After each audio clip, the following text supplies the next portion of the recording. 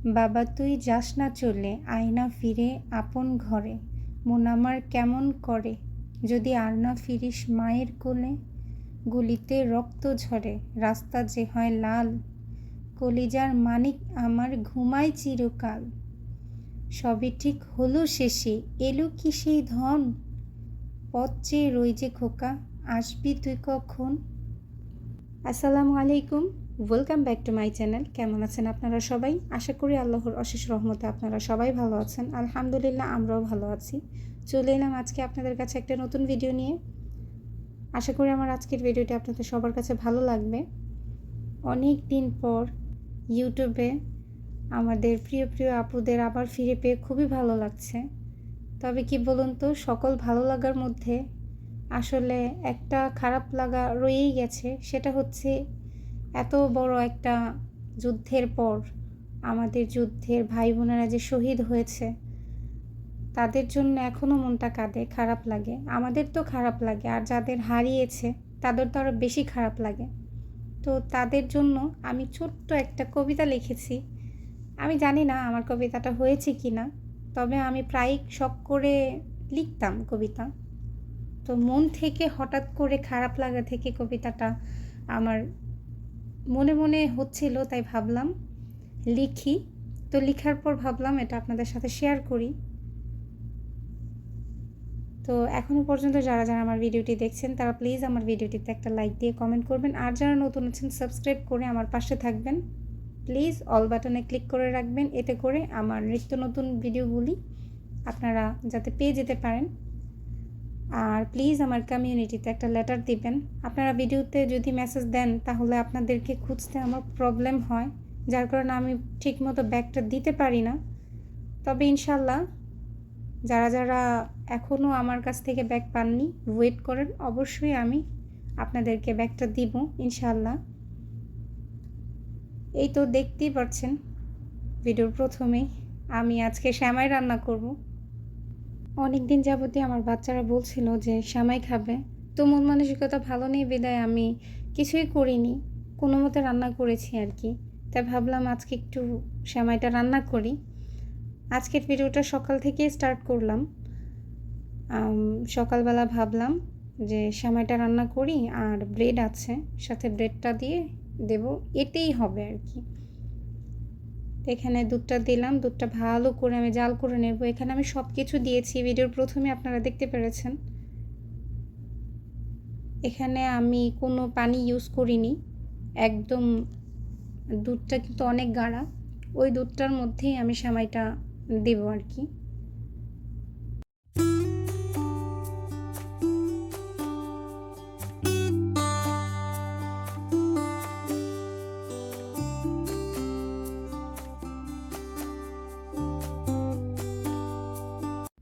এই তো দুধটা ঘন করে জাল করে নিয়েছি।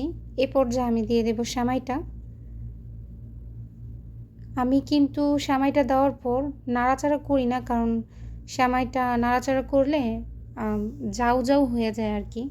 আর আমি দুধ আর সেমাইয়ের পরিমাণটা, সেমাইয়ের চাইতে দুধের পরিমাণটা একটু বেশি রাখি।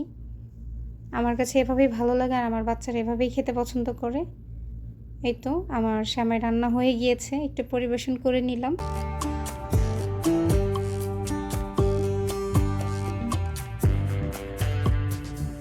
এই হচ্ছে আমার সকালের ব্রেকফাস্ট, আর এর সাথে হচ্ছে ব্রেড। মাঝে মাঝে কিন্তু ব্রেকফাস্টের মধ্যে একটু ডিফারেন্ট টাইপ হলে কিন্তু ভালো, আমি মনে করি। আমি সবসময় রেগুলার একই খাবার আমার বাচ্চাদের দেই না, আমি চেষ্টা করি একটু আলাদা আলাদা খাবার দেওয়ার। এতে করে বাচ্চারা খাবারের প্রতি একটু ইন্টারেস্ট বোধ করবে আর কি, কারণ তারা কিন্তু খাবার একদমই খেতে চায় না। তাই প্রায় সময় খাবারের তালিকাটা একটু ব্যতিক্রম করাটাই আমি মনে করি বেটার। আর এটাই হচ্ছে আমার ছেলে মেয়েদের মানে পছন্দের খাবার আর কি। তারা আমাকে আবদার করেছিল তারা ব্রেড, তারপরে খাবে, সেমাই খাবে। তো ভাবলাম যে আজকে করি। এখন খেতে দিয়ে দেব। আর এই ব্রেডটাও অনেক ভালো খেতে, এর আগেও এনেছিল আমার হাজব্যান্ড, আমার বাচ্চারাও খেতে খুব পছন্দ করে। আমি আমার গত ভিডিওতে অনেক আপুদের নাম নিয়েছি, আবার কিছু আপুদের নাম নিতে পারিনি। তাই বলে আপুরা প্লিজ রাগ করবেন না, কারণ এক ভিডিওতে এত আপুদের নাম নেওয়া তো সম্ভব না। তারপরও আমার অনেক প্রিয় আপুরা আছে যারা কিনা আমাকে সাপোর্ট করে, বাংলাদেশি আপুরা। তো তাদের প্রতি আমি অনেক অনেক কৃতজ্ঞ। একজন আরেকজনের পাশে থাকবো এটাই আশা করি, ইনশাল্লাহ।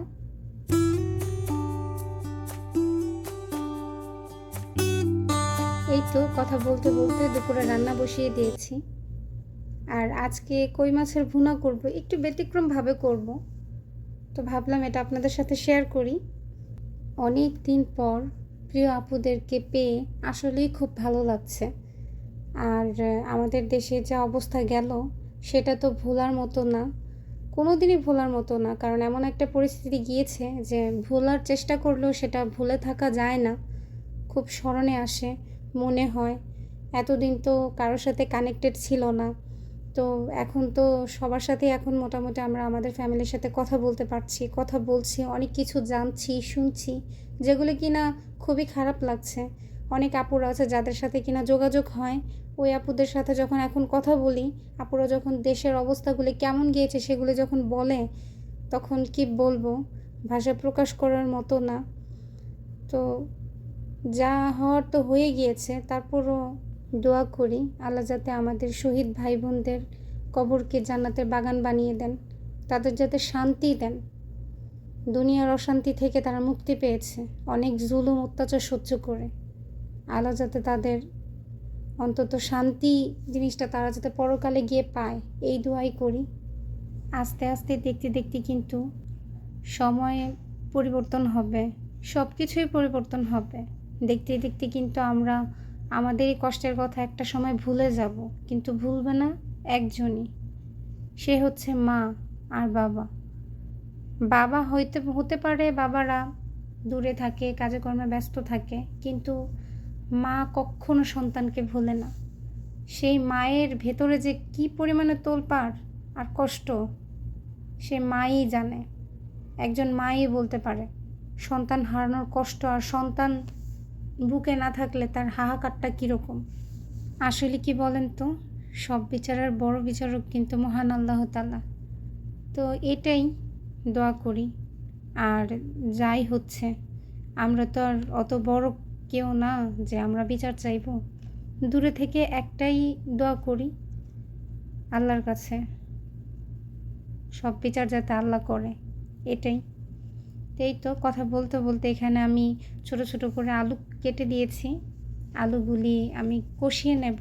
ভাবলাম আলু দিয়েই কই মাছের ভুনাটা করি। এভাবে কিন্তু ভুনা করলে কিন্তু ভালোই লাগে, শুধু কই মাছের ভুনা না, আপনারা চাইলে যে কোনো মাছের ভুনা আলু দিয়ে করতে পারেন। কিছু কিছু সময় কিন্তু আপনার শুধু পেঁয়াজ আর টমেটো ছাড়াও যদি একটু ব্যতিক্রমভাবে রান্না করেন না, তাহলে ভালোই লাগে, খারাপ না। এই তো আলুটা আমি ভালো করে কষিয়ে নিয়েছি, সিদ্ধ হয়ে গিয়েছে। ঝোল দিয়ে আমি এর মধ্যে ভেজে রাখা কই মাছগুলো দিয়ে দিচ্ছি। একে একে সবগুলো ভেজে রাখা কই মাছগুলো দিয়ে দেব।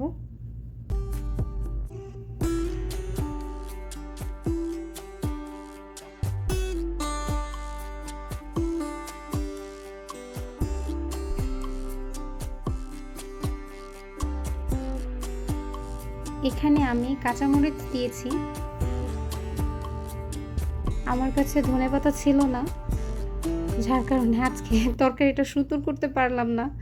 আমি তো সবসময় বলি কাঁচামরিচ আর ধনেপাতা না দিলে আমার ভালো লাগে না, তরকারির সৌন্দর্য যেটা সেটাই নেই আমার কাছে। তো এই তো আমার রান্না হয়ে গিয়েছে কই মাছের ভুনা। তো এটা হচ্ছে রাতের বেলা আমার ছেলেকে পড়াবো, তো ভাবলাম আপনাদের কাছে একটা জিনিস শেয়ার করি। প্রথমেই দেখে বুঝতে পেরেছেন, এটা হচ্ছে জাফর সাদিকের ডিজিটাল লার্নিং পেন।